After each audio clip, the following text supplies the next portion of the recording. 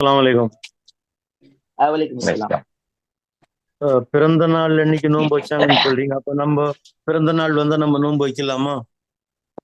அப்படி நமக்கு ஆதாரம் இல்லைல்ல. அப்படி ரசூலா எப்பயுமே வைக்கக்கூடியவங்க சஹாபாக்கள் அந்த மாதிரி செஞ்சிருக்கணுமே. சஹாபாக்களே செய்யாத போது அப்ப நம்ம அப்படி அந்த மாதிரி உருவாக்க கூடாது. சஹாபாக்களும் பல சஹாபாக்கள் 1,00,000 சஹாபாக்கள் இருந்த மாதிரி நமக்கு தகவல் ஹதீஸ்ல வருது. அப்ப எல்லா சஹாபாக்களும் அவங்களுடைய பிறந்த நாளை நோன்பு வச்சிருக்கலாம். ஆனா அப்படி வைக்கல.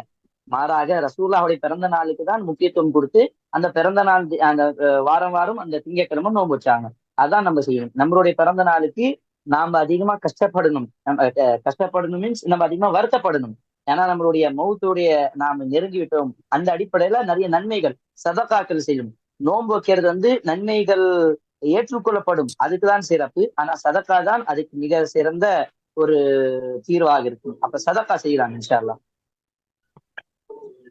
ஒரு சகோதரருடைய கேள்வி, அப்ப அந்த வருஷம் அந்த மரணிச்ச நாள்ல தர்மம் செய்யலாமா? கரெக்டா அந்த நாள்ல, அதே நாள்ல குறிப்பிட்டு நம்ம செய்யக்கூடாது. ரசூலா அந்த மாதிரியும் செஞ்சது கிடையாதுல. குறிப்பிட்டு எந்த ஒரு அமலுக்கும் குறிப்பிட்டு செய்வதற்கு நமக்கு ஆதாரம் வேணும். அந்த ஆதாரம் ஹதீஸ்ல நமக்கு ரசூலா செஞ்சதாகவோ சஹாபாக்கள் செஞ்சதாகவோ கிடையாது. அதனால குறிப்பிட்டு செய்யாமல் தினதோறும் அல்லது எப்பயாச்சும் செய்யக்கூடிய அந்த நாட்கள்ல அதுவும் வந்துருச்சுன்னா அப்ப நம்ம செஞ்சுக்கலாம். அப்படிதான். இப்ப நபி ஸல்லல்லாஹு பிறந்த நாள்ல நோன்பு வச்சாங்க நீங்க சொல்றீங்க. அது பிறந்த நாளுங்கிறதுனாலதான் நோன்பு வைக்கப்பட்டுச்சா? திங்கள் வியாழன் ஆமா, நோன்புங்கிறத நம்ம ரசூலா அந்த கேள்விப்படுறோம். ஹதீஸ காரணம் சொல்றாங்க. நான் என்ன? திங்கட்கிழமை நோன்பு வைக்கக்கூடிய காரணம் 2. உலித்த ஃபீ யௌமின், இந்த நாள் தான் நான் பிறந்தேன். உன்சில ஃபீ, இந்த நாள் தான் எனக்கு குர்ஆன் இறங்கியது. இந்த 2 காரணம் ரசூலா சொல்றாங்க.